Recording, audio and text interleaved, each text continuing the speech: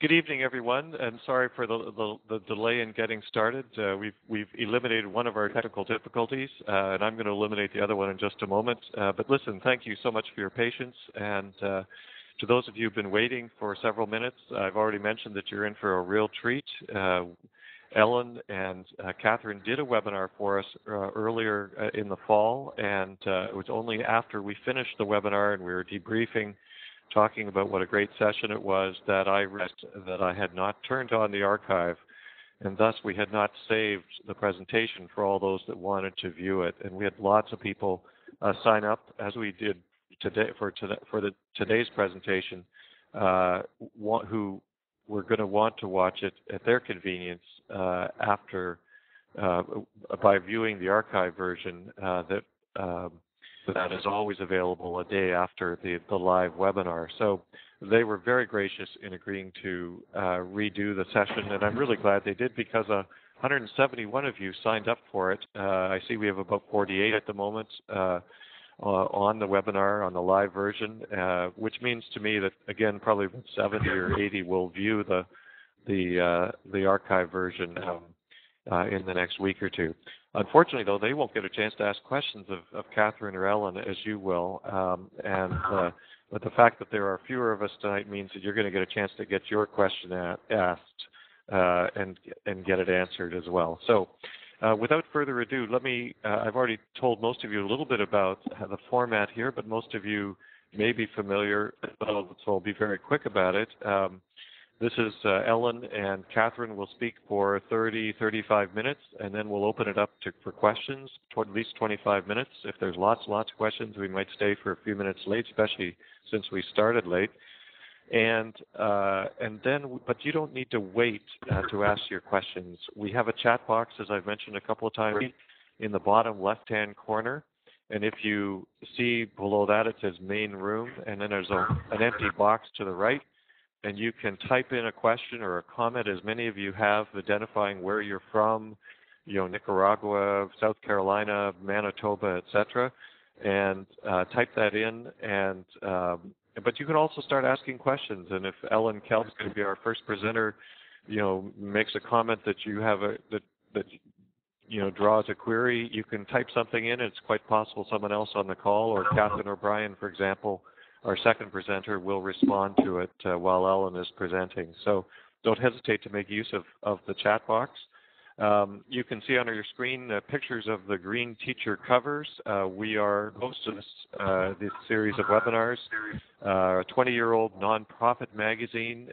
We've also had the pleasure of publishing about 6 books over the last 10 years. And if you're not a subscriber, or not using our books, I'd strongly urge you to consider, after this, and you find this webinar to be useful, please consider getting a subscription, buying a book afterwards, and helping our unprofitable nonprofit continue to do this free webinar series.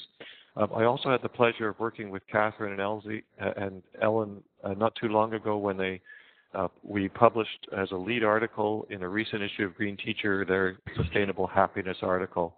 One that you can still, which can come with several activities, and Catherine will speak to those a little bit later.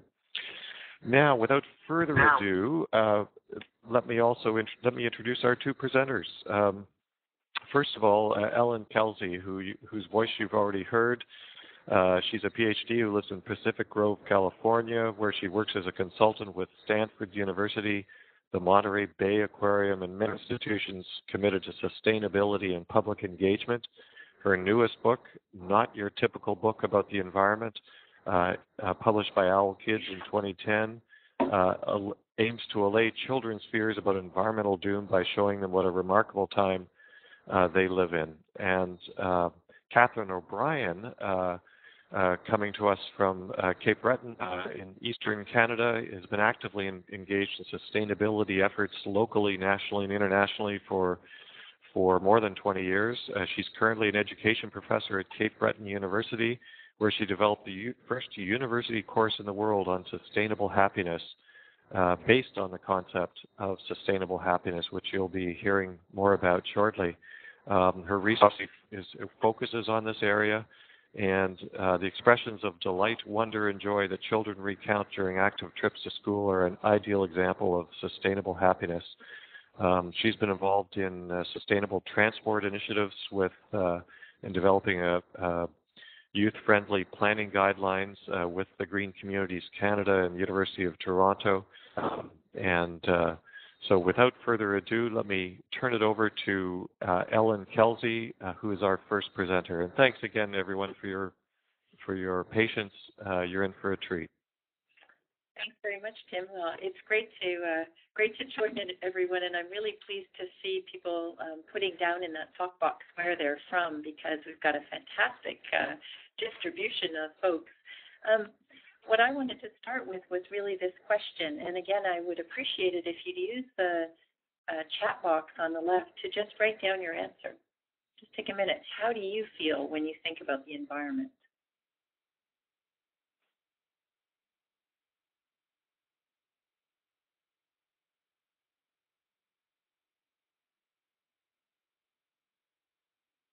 And while people are starting to put down their answers, the reason I ask you that is that feelings and environmental education, and all of us on the call are interested in whether that be education in formal environments or non-formal environments, indoors or outdoors. We all have some role of involving learning about the environment, but very often we don't talk about feelings. In fact, a few years ago, Rick Poole and I from Royal Roads University in British Columbia did an analysis of journal articles in the leading environmental education research journals, and what we found is that there was no mention at that time of feelings, whether they be kids' feelings or adult feelings. And yet we know from an increasing body of work that people have a lot of feelings about the environment. In fact, I recently, about 2 years ago, did a workshop at the UN International Conference for the Environment for Children. These are kids between the ages of 10 and 14 years old. And when I asked them how they felt about the environment, kids from 92 different countries, this was not an unusual answer. So this idea of dread or worry or concern, and that's really where I'd love to start us today. Catherine and I will be speaking about sustainable happiness, about hope, and about resiliency, but I'd like to start us kind of in this darker place. And the reason I do that is that I've been trying to look at this question of emotions and gathering evidence from a number of different studies, and what we're seeing is that there is, in fact, growing evidence that children and adults are feeling, in many cases, overwhelmed and hopeless about the state of the planet. And here's just a few of those examples. David Sobel, who a number of you will know from Antioch University, and I know there's some of you on the call, he coined the term ecophobia, which it refers to sort of feelings of dread and despair and being overwhelmed about the environment. So, and he was doing that with very young kids in grade 2. More recently, Albert Dyer, a professor in Switzerland, and myself, Albert was a medical doctor before he became an environmental education researcher. He said it's the kinds of responses of high school students he was seeing around the environment in a classroom. If those students had come into his office, he would have labeled them clinically depressed.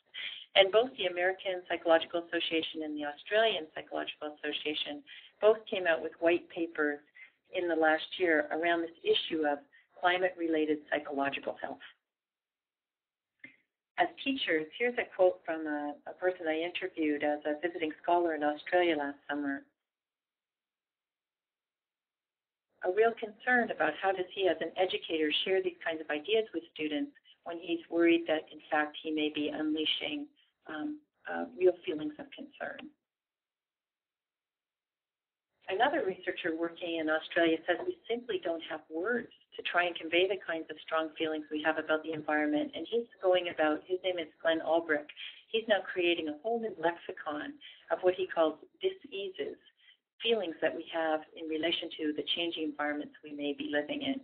And this one, solastalgia, a form of homesickness one gets when one is still at home but the environment has changed, is one that certainly rings true for victims of earthquakes, but also victims of, say, large mining operations where the whole landscape has been changed and yet you still sit in your house in the same environment.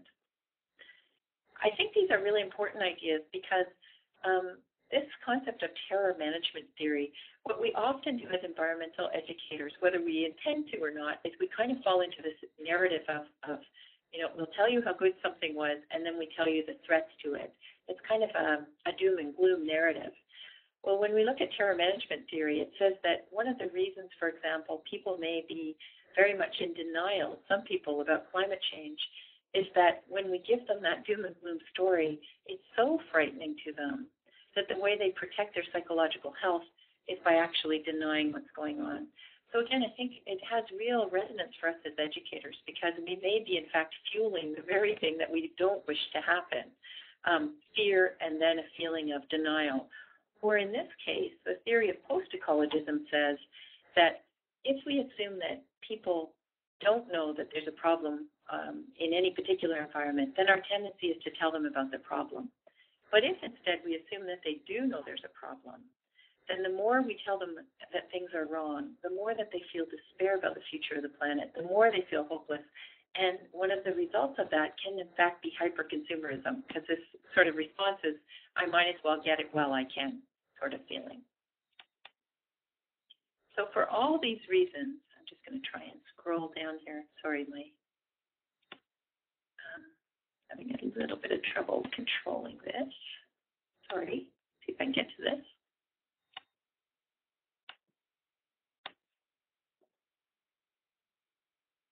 Oh, sorry.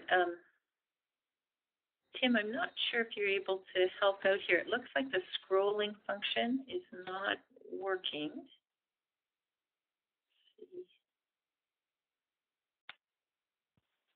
Hi, Ellen. What we could do is switch and have Catherine go to default content folder, open the file, and then advance the slides as you tell her to. That would be great. Thank you. So Catherine's up to default content folder and open up and find Kelsey O'Brien, January 25th, and click that, and then click go, and you should be able to see the list of slides pouring down the right-hand side of your screen. And Catherine, I was on slide 12, post-ecologism.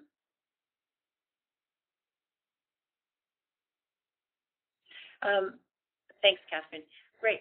And not only are we seeing this as a phenomenon amongst children and adults and educators as a more specialized group, but also this whole issue of hopelessness amongst conservation biologists. And this is an area that I'm also very interested in because there's been a whole debate, real dialogue within these major scientific journals of conservation biologists talking about feeling hopeless and what impact does that have in terms of attracting people to the field or even in terms of our ability to come forward with positive suggestions for conservation rather than just chronicling the demise of species. Next slide, please, Kath.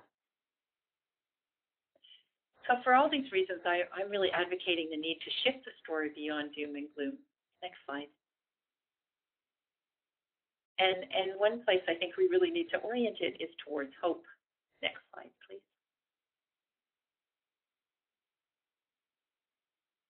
So with that in mind, I gave myself, one thing I do, I work as a researcher and as a consultant on environmental issues, but I also work as a children's book author. And so I gave myself the challenge of trying to write a scientifically accurate, hopeful book about the environment. And this is it. Next slide, please, Catherine. One of the things about being a children's author that you may or may not know is that you never get to pick the illustrator. That's a marketing decision made by the publisher. And in this case, they paired me with a cartoonist, which I was very happy about, not only because I think it ended up making a very intriguing looking book, but also because it forced me as an educator to think about the connections between things in our everyday life, because cartoons are very connected. You have to say cause and effect. And so we ended up trying to show essentially how things in children's everyday lives are connected to the broader, other than human world, and where there might be hopeful stories associated with that. So in this particular strip, we were looking at how video games and cell phones are connected to gorillas through the mining of coltan, which is used in really every kind of electronic gadget that you might have in your home. And that particular mineral, coltan, Unfortunately, the largest reserves of it are found in the Democratic Republic of Congo in an area, a national park, which is a big place for endangered lowland and mountain gorillas. But what we wanted to do is move forward with that idea of not only does that cause a lot of problems for those species, but also the human drama associated with that. It's a very afflicted area from a military standpoint. But we then talked about, locked within any one of our cell phones, for example, there is more gold per ton of cell phones than there is per ton of gold from a gold mine. So the challenge is getting those materials to be recycled and getting that material out. Next slide, please, Catherine. And so we used examples such as this one. Nokia has invented a phone where if you point a laser at this phone, it actually unscrews itself, throws itself open within 2 seconds, and they can then pull the materials out of the phone. So there's some really fantastic examples in this whole field called design for disassembly, which is really quite meaningful. Next slide, please, Catherine. There are lots of examples in that book. One that children really like is this whole concept of crowd harvesting. And crowd harvesting is where you take the energy that is in children's bodies or adults' bodies. For example, there's a piece of sidewalk in Toulouse, France right now that when you walk over it, the footsteps of all the people commuting actually are the energy is captured from that and used to power the lights in that particular area of sidewalk. There are also revolving doors in train stations in Norway, and incredible floors in dance halls in Rotterdam, where the faster you dance, the louder the music gets. So lots of examples of what's called crowd harvesting as yet another form of, really renewable energy. So the book is full of examples like that. And I put up this slide just to show you that I think there's a real hunger and thirst for these kinds of hopeful messages. People are really looking for them. Next slide, please, Kath. I mentioned the concept of connections in relationship to things in children's everyday lives. Next slide, please. The next book I have coming out is actually a picture book for much younger children, kids between the ages of, say, 3 to 6. And in this particular case, the book is all about how we simply are just nature. We are made from the atoms from stars that exploded a long time ago. Our hair falls like autumn leaves. We have best friends, and so do some species of bats. Trying to use lots of examples to deal with this issue of children feeling hopeless and also children feeling disconnected from the other than human world around them. Next slide, please, Catherine. So the theme of hope, the theme of connection, the theme of resilience are all ones I think as educators we really want to pay attention to. Next slide, please, Catherine. And resilience is something that this project called Beyond the Obituaries, which is being done through the Smithsonian Institute, as a way of helping scientists find more hopeful stories of conservation outcomes. This whole program invites them to come to one-day workshops associated with international meetings and to only share hopeful stories. And here on the map are just from one workshop where the range of hopeful stories about conservation outcomes are coming from. And I'm just going to share one in the next slide.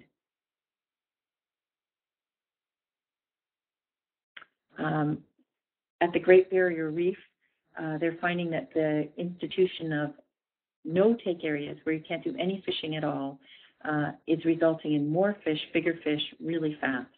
They're seeing the same thing off the coast of California, similar project off the coast of Mexico. In some of these cases, just having a no-take area for as little as 3 to 5 years can see a tremendous impact on the conservation outcome. Next slide, please, Catherine.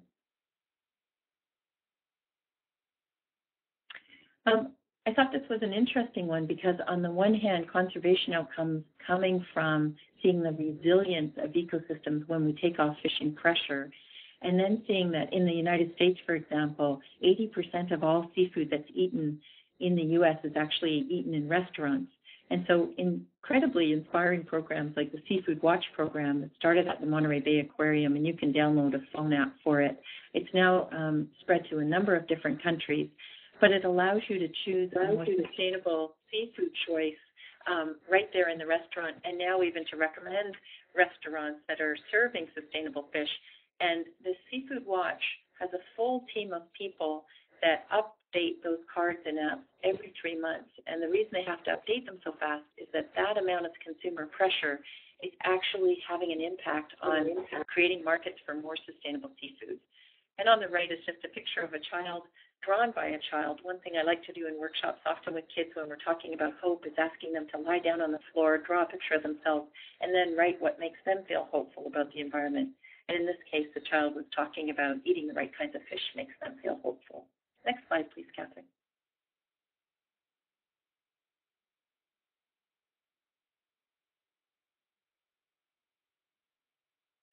Catherine, are you able to? Oh, there we go. So my wish, we're talking about hope, resiliency. Resiliency is becoming a really guiding factor for conservation management, and we're seeing that more resilient communities result in more resilient ecosystems, and more resilient ecosystems result in more resilient communities. So it's really a big movement in conservation biology around this idea. My wish is to engage all of you in a global torrent of stories of hope shared through the voices of kids and scientists. I was lucky enough to speak at an international conference in New Zealand in November, and it was fantastic to meet with all of these scientists who have these hopeful stories. And my view is we just need to get them out to kids and adults and scientists in such a way that they not only inspire us with their hope, but they also inspire us as examples of different ways of doing conservation that in fact have very positive outcomes. So that's where I'm going to stop and turn it over to Catherine. I'd love to hear more stories of hope that you might know about and ways that you might have for helping to share those with the kids and others in your communities. Thanks very much. Over to you, Catherine. And would you like me, I think you should probably continue with the slides because they still look quite confused on my screen. Thank you. Oh, dear. Hi. Thanks, Ellen. Can everyone hear me? Maybe if someone could just indicate in the chat box that the volume is okay, given some of the technical difficulties we've been having. But actually, I was marveling as you were talking, Ellen, that you're on the West Coast presenting. I'm on the East Coast, and I've been dancing your slides. So we do seem to be managing together, stretching right across from coast to coast, aren't we? I always just so much enjoy hearing the message that Ellen has to share with us, and you weave it together so beautifully, Ellen. Stories of hope and resilience, and obviously very much connected to sustainable happiness.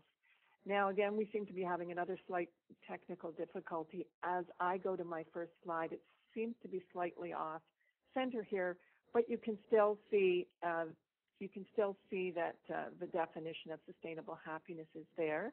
I see people are saying a little bit louder. Lost you several times. Now I hear nothing. Tim, I'm not sure if you could take care of that. Sure. Catherine, just want to leave it, and I will respond to if people are having technical difficulties, and if you can carry on, we should be good. Okay, thank you. So the definition of sustainable happiness that I created many years ago is that it's happiness that contributes to individual, community, and or global well-being, and does not exploit other people, the environment, or future generations. And I'll come back to that a couple of times in my presentation. You'll have a chance to see it again. But really, just I want to convey to you that what I was trying to do is bring together work from happiness studies and from sustainability. My background is actually as a sustainability educator, but I was looking at the happiness research and the work that's coming out of positive psychology, and I realized that their focus on wellness and what helps us to flourish has lots of implications for us when we're looking at sustainability. I also began to wonder, so every one of us really has that desire, really at the heart level, for happiness and well-being. And I wondered if this need or this desire that we have is another way to engage people and to open up conversations about what we love, what we're seeking, and to see if we can bring that together with sustainability. And one of the things that we're finding, so for example, if you look at the happiness research, some of the questions that they're asking are, what can we learn from happy people? Can we increase happiness? For example, if you were to be rating yourself on a scale of 1 to 10 at a 6, then is it possible for you to have an intervention or to take a course or to be involved in a workshop, read something that helps you to move to maybe a 7 or an 8 and stay there? Can we teach happiness? And the good news answer about that is that yes, we can. What are the benefits of happiness? Well, I'm just going to give you a few highlights of that from the happiness and health research. There's studies showing that people who are happy, who have more positive emotions, tend to live longer. They tend to have a reduced risk of cardiovascular disease. They tend to seek out and act on health information. They may recover from surgery more quickly. They may feel more connected to nature. And we're definitely seeing that our sense of happiness and well-being is very much connected to relationships. What I was seeing, though, when I think about, well, who or what is teaching us about happiness, I really end up looking at the media and what are the messages around happiness there, and how does that feel connected to sustainability? We have messages around shop till you drop. We have messages suggesting that, we need to have designer fashions for our kids. Products being connected to happiness. The advertisers have really picked up on the happiness research, and I see this more and more. You probably can think of examples yourself with, Color Me Happy shampoo, of course, McDonald's Happy Meal, Joy is BMW, Take a Drink of Happiness from various bottled water. If you go on YouTube, you can see Coca-Cola's happiness truck, where you can see the big push button there. This truck rolls up to a village in the Philippines, and people can push that button, and as you can see the fellow there getting several bottles of Coke. Well, in the video, you see people lined up, and they're just delighted because as they push the button, different things come out, like plastic flowers and a skateboard or a lawn chair or a teddy bear and so on. But what we do know from the happiness research, the term that Martin Seligman, one of the positive psychologists, uses, is that really our sense of happiness and well-being, that enduring sense of happiness and well-being, really comes through relationships with family and friends, appreciating our genuine wealth, not so much the material wealth, but when I say genuine wealth, we're thinking about, are we living in a high-trust neighborhood? Are we living in a beautiful environment? We can think about, just even as one of my students, her genuine wealth is the capacity to love and be loved. So sometimes it's less tangible things. Feeling engaged with our work and our community and having an experience of leading a meaningful life. Oh, sorry, we've advanced twice there for some reason. I do apologize. The background for all of my slides is missing. I'm not sure if it is for all of you, but it's actually looking quite washed out, and I'm not sure what's happening there. This really does seem to be the night for technical challenges. So I'm going to there's the definition there for you again, and you can see some of the images that I've used are trying to convey, I'm thinking of with sustainability together. And if you were trying to think of, well, what's the difference between happiness and sustainable happiness? Or what's the difference between sustainable happiness and sustainability? The example I like to use is if you imagine having a cup of coffee in the morning. And, it's very good advice to be very present in the moment, to notice the aroma, to notice if you're with people, to notice the taste, the sounds around you. You get the idea of being very mindful, being very aware in the moment, and the kind of positive emotions that you might have from that. Of course, those are good for our health and well-being. What I try to convey to people is to think about maybe a happiness footprint, or to think about the fact that our happiness does not exist in isolation, and we are connected in so many ways to so many other people, other species, and the natural environment. So that momentary pleasure is also connected to the people who were growing the coffee, the people or the conditions that it was grown under. So when we drink fair trade coffee, for example, I would see that as more of an example of sustainable happiness. So you can imagine that then being translating it into so many other aspects of our life. the choices, so many choices that we make around what we eat or drink, how we travel, transport ourselves, the clothes that we wear, how one another. I had the most glorious experience of sustainable happiness recently, and it was incredible to actually live it in another environment. I was invited to speak at a conference in Guadalajara and was there on a Sunday when they opened the streets to people who want to walk or cycle or skateboard. They call it Via Recreativa, and they have 500,000 people coming out between 8 and 2 every single Sunday. And it was such a great example of how we plan our communities can contribute to sustainable happiness and well-being. The fellow with the white cap there is Gil Peñalosa. He's the brother of Enrique Peñalosa.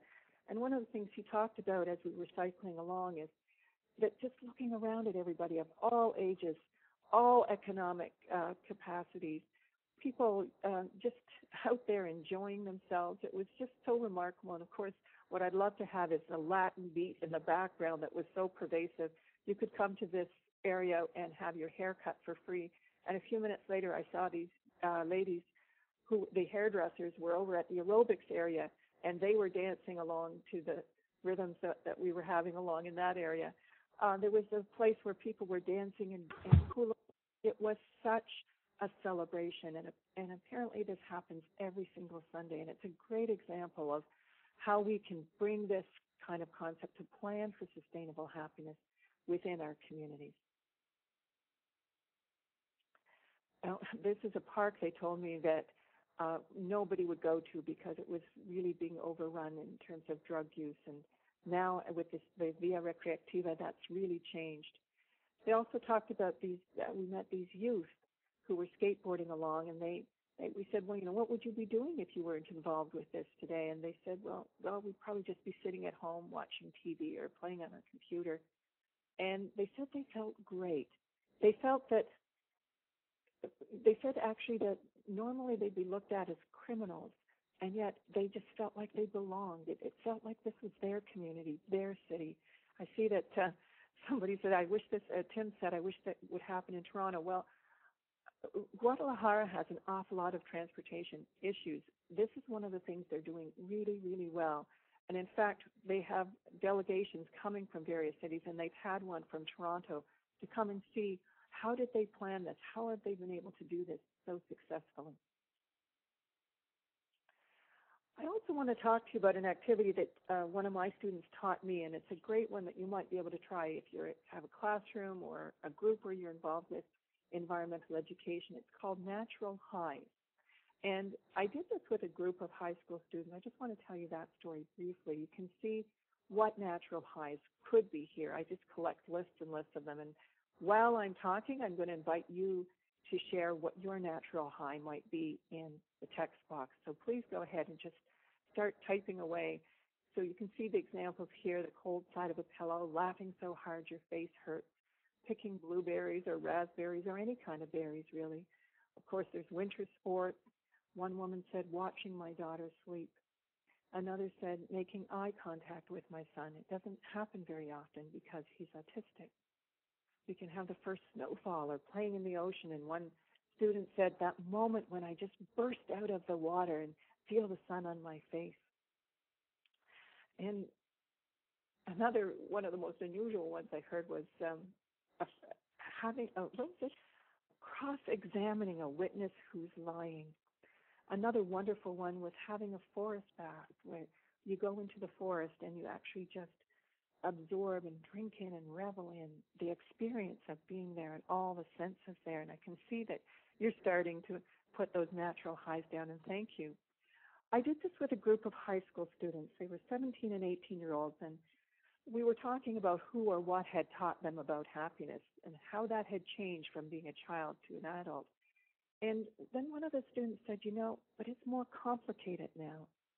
And I could see from the body language of the other students that there was a sense of resonance in that, and that somewhere along the way they maybe were losing touch with that ability to really just simply enjoy life. And so we did natural highs. What I did is I asked them to just list on a piece of paper about 10 of their natural highs and share one or two, as many as they wanted, with a partner.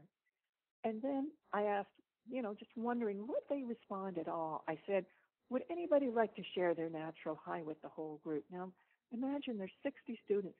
They started and they didn't want to stop. They just wanted to shout one out after another, and you could see that as they listened to each other, it would remind them of another one, and we realized that in a very, very short space of time, we had created 600 natural highs, 600 uncomplicated ways to experience positive emotions. And it was uplifting. There was a buoyancy in the room afterwards.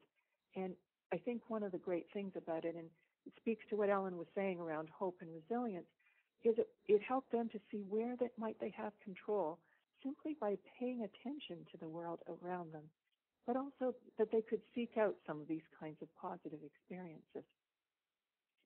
Another interest of mine, of course, is to integrate sustainable happiness into our formal education. And so I created this resource. It's called the Sustainable Happiness and Health Teacher's Guide. It's adapted, in Canada, it's adapted to our health education outcomes for every single province, also for the Yukon, and we're working on one for the Northwest Territories. There is a general version for people outside of Canada that doesn't include the outcomes. And so if you just go to that website, you can access it. There's no charge for it. So I encourage you to use it and share it with other people. Just gives you an idea of some of the worksheets that are in there, what makes my heart sing, where students are kind of really writing what is their bliss list and how often do they do that. I just have a couple more slides here. I did want to mention that so many people had asked, is there something that you would offer for the general public? Because as Tim said, I teach a course at Cape Breton University, but realizing that not everyone wants to take a university course or maybe even can afford a university course, I teamed up with a filmmaker and with Rick Foster and Greg Hicks to create this online course for the general public. And so you can access that. You can see there at sustainablehappinesscourse.com. If you're interested, take a look at it.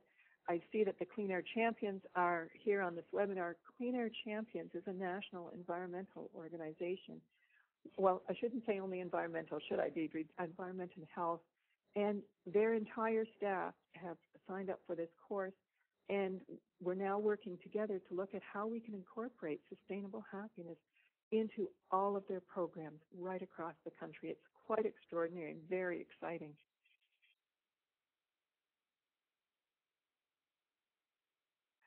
So I think we'll just leave it at that point. My sense, and I keep just finding that I'm so excited about the directions that sustainable happiness can go, how it can influence our environmental education, our formal education. Most recently, I've been invited to attend a meeting at the UN, where you may know that in July, the UN passed a resolution recommending that member states give greater attention to happiness and well-being in our development policies. And now at the UN in April, countries are coming together to look at recommendations around that. And in fact, the term that is being used, I'm so gratified, is sustainable happiness. And so I'll be attending a meeting in April to continue to explore where sustainable happiness may take us. So Elin and I are really delighted to have shared this little bit of information about the work that we're doing, and we're going to be turning it over to you to ask questions of us. There's information if you'd like to contact Elin or if you'd like to contact me, then you can go to our websites or contact us through our emails. So I think we turn it over to you at this point, do we, Tim, so that people can see the questions, can input their questions. Absolutely, and thank you. And thank you very much. Tim, I was just going to add, I see Deidre from Clean Air Champions has said not to forget about the training of the athletes. They have more than 200 athletes, Olympic, Paralympic, and national team athletes who share messages around the environment, health, and physical activity right across the country, and they're all being trained in sustainable happiness. Fantastic. It's great to see this work spreading. And And thank you both, Catherine and Ellen. And folks, as Catherine said, you can now see on the screen an opportunity for you to type in a question, one question at a time, and then hit the submit button. If you have a second question, once you've submitted the first one, feel free to type in a second one, and I'll grab those questions and start relaying them to Catherine or Ellen. And in about 10 minutes, what we'll probably do, for those of you who can't stay any longer, is I'll ask Catherine to open up the end of session evaluation, have you take a couple moments to fill out an evaluation. And I didn't mention earlier that those of you who take the time to do so will be eligible for, two of you will win a free digital subscription to Green Teacher. So we'll come back to that in a moment, but do take a moment to type in your questions and hit the submit button, and I will start forwarding relaying questions to Catherine and Ellen momentarily. Tim, can I just add, too, I think one of the things that Catherine and I have been really excited by in this last year or so that we've been working together is watching how these ideas have really taken hold. So, for example, we were both very happy to be invited to do a whole professional development day in Winnipeg, Manitoba for an entire school district that has taken up sustainable happiness and hope as its guiding principle for sustainability. The other thing I did want to mention is that the International Aquarium Congress, which is all aquariums across the whole world, have very kindly invited me to come as a keynote speaker in September in Cape Town in South Africa, to talk about hope and resiliency, because they're looking at that as a guiding principle for exhibit development and education program development. So I say these things because I think what we're really interested in is not only questions, but suggestions of how to share these messages more widely, the kinds of resources you might want more of, whether you need more teachers' guides or conservation outcome suggestions, that sort of thing. We're very eager for suggestions and guidance as much as questions. Great, thanks, Ellen. The first couple of questions really relate to how can people access both the archive version of this presentation as well as your websites. And I just want to clarify that we'll send an email to everyone who registered for this webinar tomorrow midday, which will remind you of the URLs that how you can reach Catherine and Ellen and learn more about their work and connect to Catherine's. Yep. Sorry to interrupt you. We're getting a few messages on the chat that people have lost the ability to ask questions.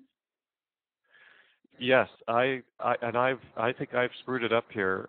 If you can, I'm going to need you. What's happened is that by previewing the questions, I've ended up putting them on the screen. I don't know if you can actually see those questions as I can, but if you can, if let's say Ellen or Catherine, if you can go back to default content folder or reopen that particular question, that would be great.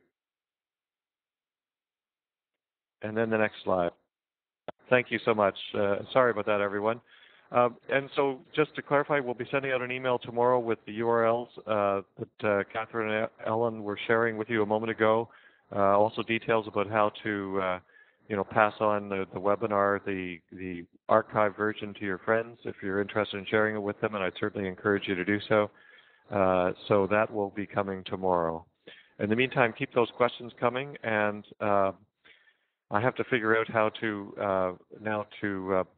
I'm going to, Ellen, if you want to fetch a question and ask it of yourself, I will now go to the back office where I can more safely retrieve questions.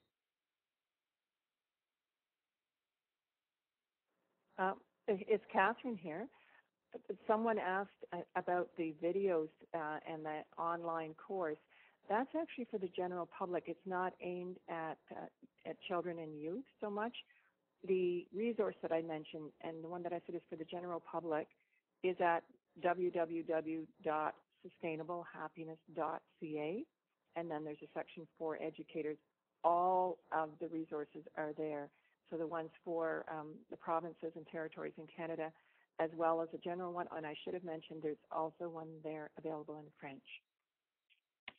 Thanks, Catherine. Someone is asking whether students ever feel guilty when faced with global issues rather than feeling happy. Yes, I think very much the work that we're seeing about ecophobia, despair, environmental depression, I think those things really do come up often for students. And I think one of the ways of dealing with that is, rather than thinking of preventing it, thinking more about creating safe forums to really share our feelings. So, for example, I did a workshop with 1,000 volunteer educators at the Monterey Bay Aquarium who were involved in exhibit development around a hopeful exhibit about climate change. We realized that if we wanted to talk about hope, we were also going to be talking about anger and despair and frustration. So creating a format where it's okay for students to say how they're feeling, and to hear how each other's feeling. And I think what ends up happening is then the opportunity to also find happiness and other positive emotions. You just make a space where it's okay for all of that to come forward.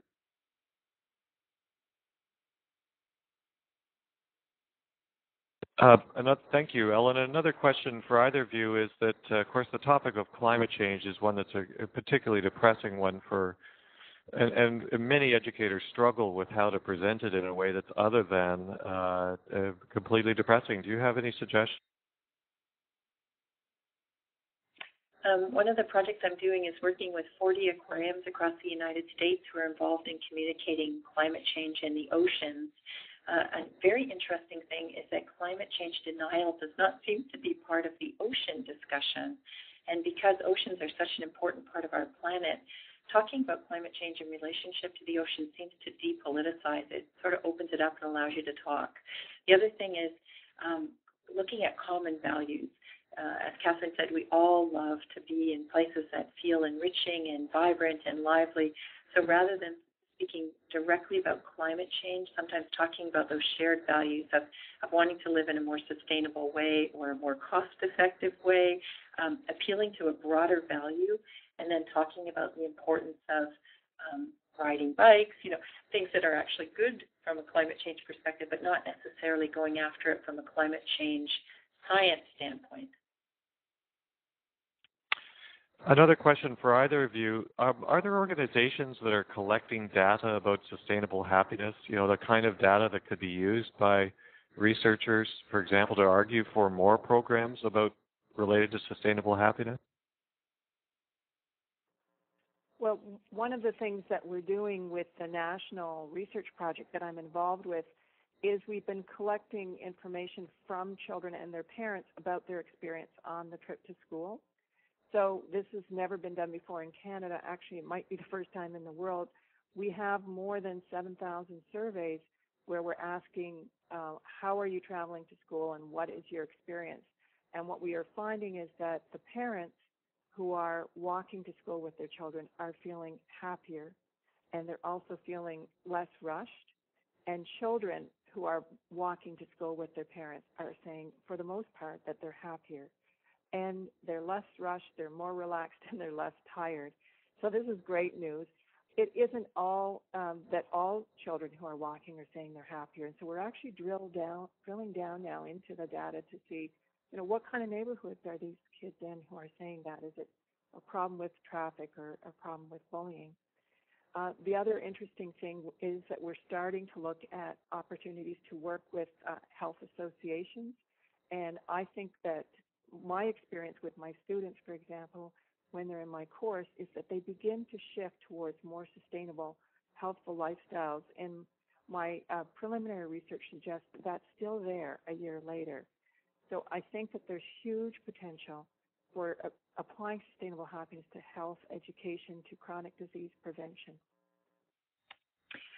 The other thing someone has asked about adapting education materials for older adults and multicultural populations.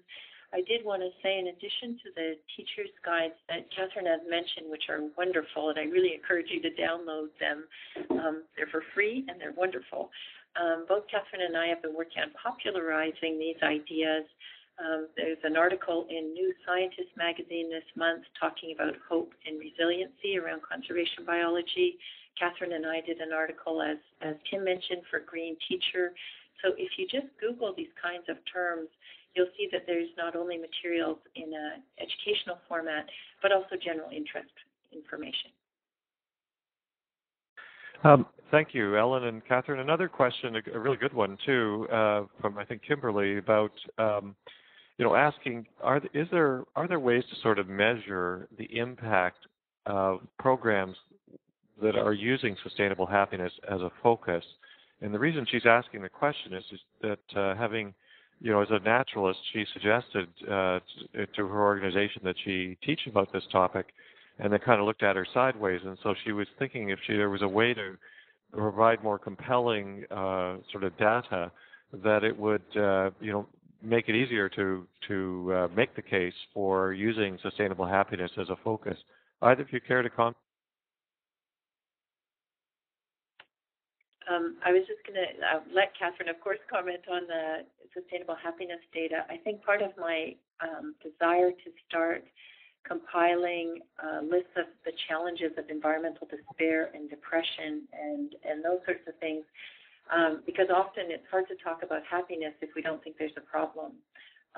So I think that's part of my motivation, is to show that there's actually quite a lot of mounting evidence that we have a real issue here about how people feel in relationship to the environment and the way in which they're living.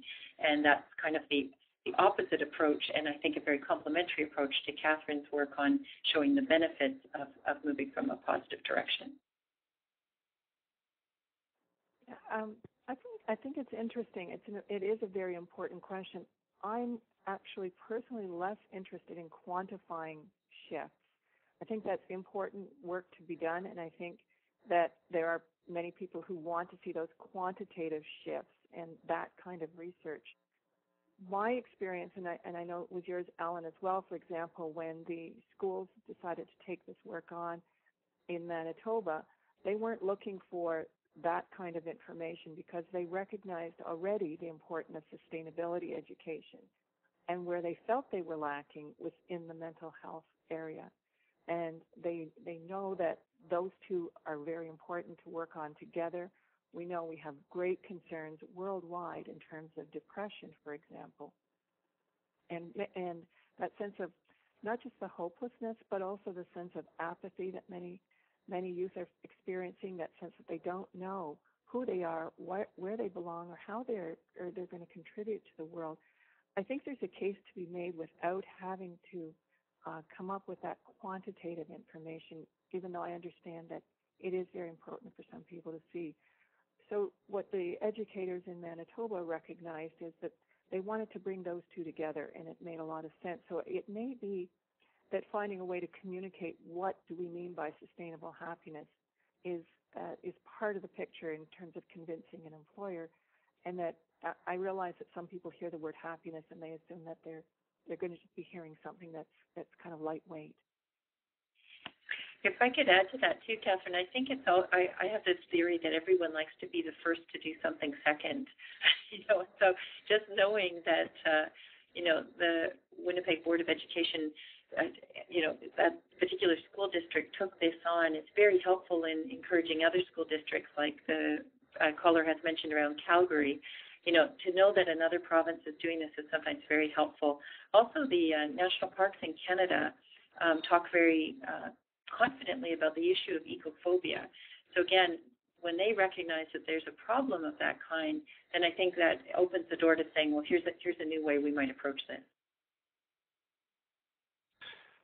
Just going back to climate change a little bit, and I'm not sure, Ellen, whether you addressed this point in your presentation. I know I've heard you address it before, but someone else was asking about, is there a way that this topic, using, educating for sustainable happiness, would be a way to address the climate deniers, the whole question around fear that seems to infect climate deniers. Would you care to comment on that? Yeah, I think the thing that's interesting is often when we think about climate change education, we start with climate change science, and we try very hard to take very complicated science and lay it out in such a way that we can, make a compelling case. And I guess what I would say people are finding from the work that they're doing in communicating climate change through these aquariums that work with, often 1 million people at each individual aquarium, so that's school groups and general public visitors, is that opening it much more around the idea of how we live sustainably on Earth. And one of the issues is climate change and how we can, again, if you come from a resilience standpoint, we recognize that ecosystems like the Great Barrier Reef are already impacted by climate change. But when we do things like setting up protected areas, we actually improve the resilience of the particular ecosystem to deal with the threats of climate change. So I guess what I'm saying is to broaden the way that we think about that issue to include broader ideas about sustainability, broader ideas about how sustainability links to our everyday life, and not really get in a fight about which particular climate change graph is accurate or denied. I think it's the broadening up and opening up to emotions and sustainability rather than getting pigeonholed into the political dialogue around climate change science. Great. Thank you very much. I'm going to suggest we sort of take a break here and jump to the end of session evaluation if I can endure everyone's patience, and then we'll come back to asking more questions. What that requires me to move is change the slide so that those of you still with us can take a moment to provide your feedback. And again, those of you who do so will have an opportunity to, we'll have your names go into a draw to win one of 2 free digital subscriptions. Thank you for moving that slide. Each of you can scroll down on your own. There's a couple of the questions are open-ended. What did you like best about it? What could have been improved, etc. And if you can just scroll down through that and just hit submit, and we'll give you a minute or 2 to do that. That would be great.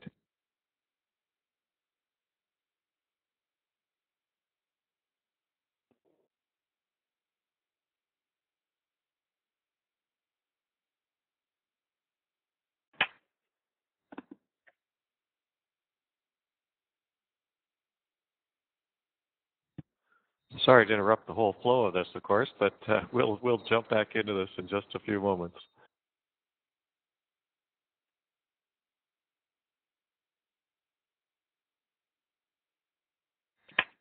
And of course, once you're finished hitting the submit button, feel free to sort of scroll through the chat box and see some of the comments you may have missed while listening to the presentations, and we'll pick up in just a moment.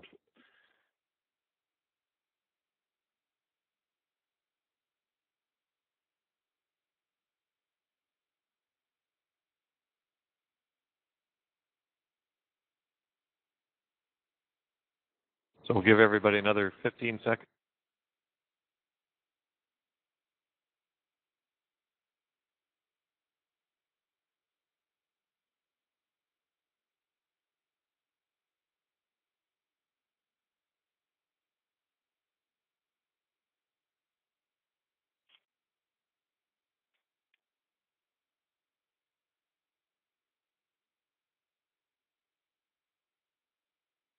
Great. Thank you very much, everybody, for filling that in, and we'll be contacting the people tomorrow who are the winners. Meanwhile, if Catherine, if you can bring us back to the question slide, we'll give a chance for people to type in some new questions.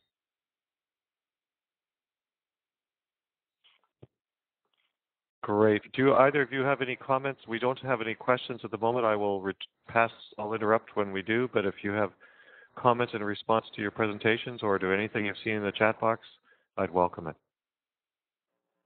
I noticed while we had the pause there, I had a chance to read people reminding us, thanks Deirdre, about the Canadian Index of Well-Being. And of course, Sustainable Seattle is doing great work around combining sustainability with happiness.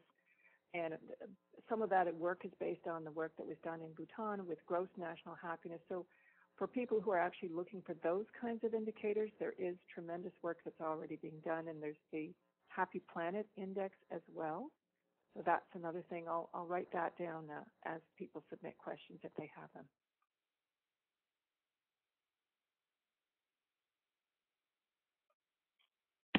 Tim, a number of people are saying they ran out of time for filling out the evaluation.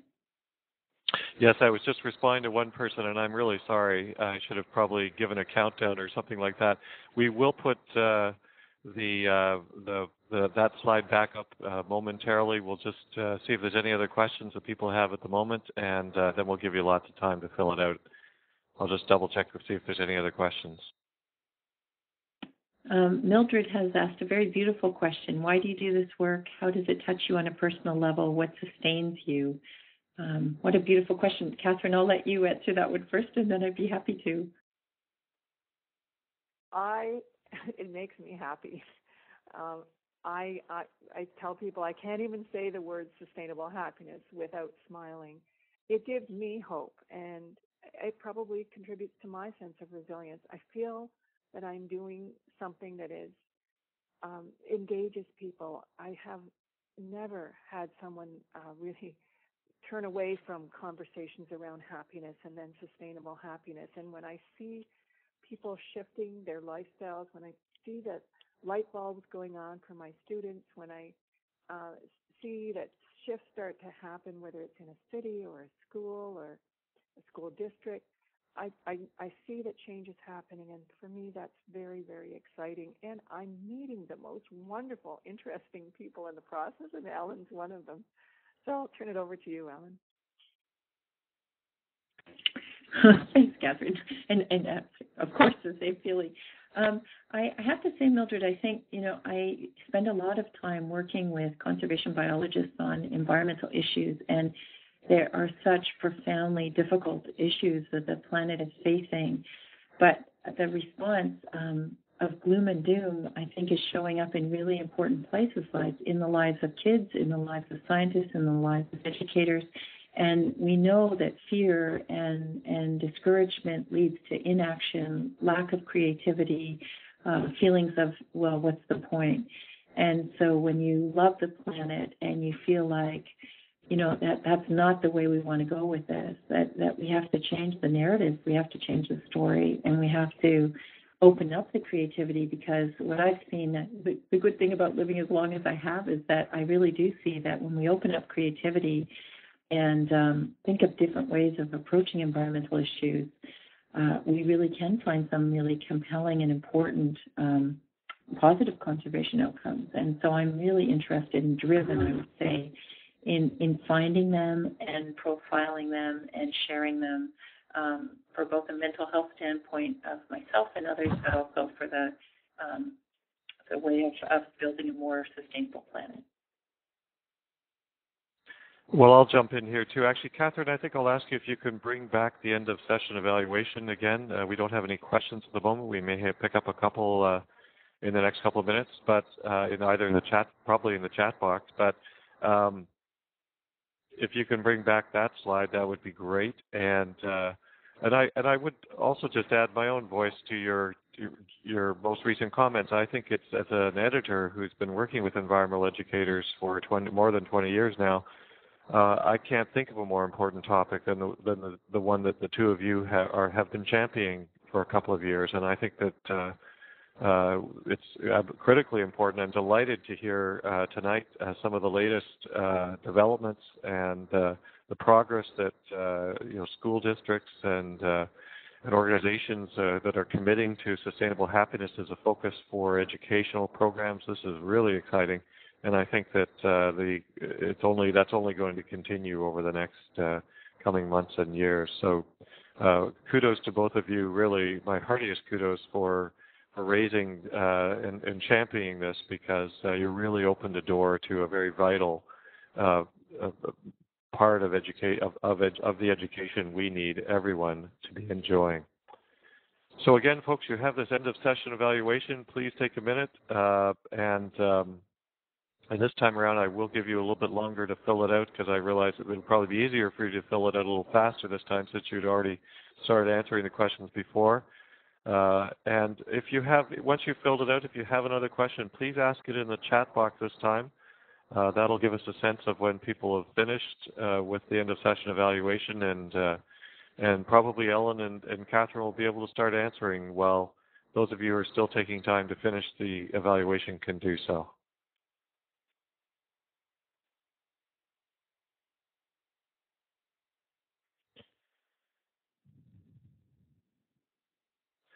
And again, we'll send out tomorrow the list of both the URLs and the contact information for Catherine and Ellen, rather, excuse me, as well as the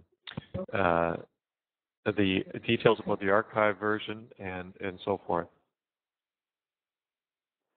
I have a question for you, Ellen. When is your new book coming out? Is it coming out in advance?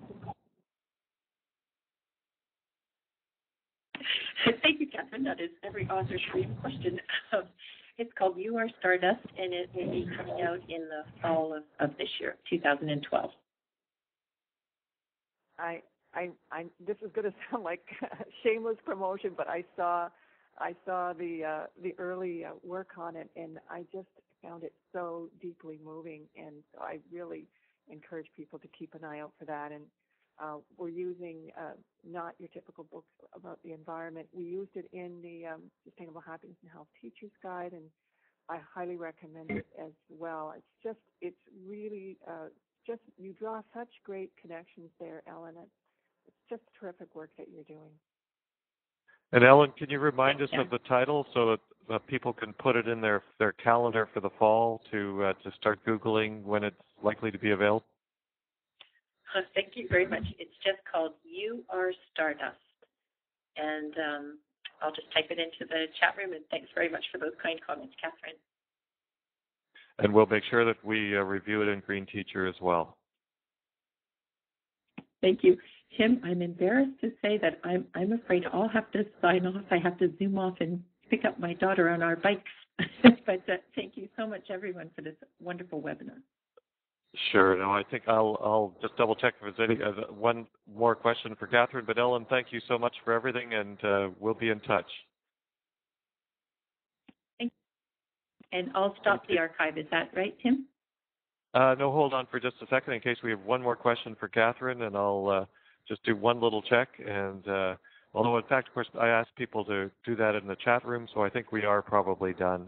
Let me please, everyone, join me, and as many of you already have in your comments in the chat room, in the heartiest appreciation for an exceptional presentation. Catherine O'Brien, you're still with us. Thank you so much for this. Ellen, you've disappeared, but best wishes to you both for a fabulous presentation, and keep up the amazing work that you're doing. Thanks so much, Tim, and thanks to everyone for participating. It's just a delight for us to have this opportunity. And I'm sure glad you were able to call in and this worked out, Catherine, because we would have been terrible to lose you.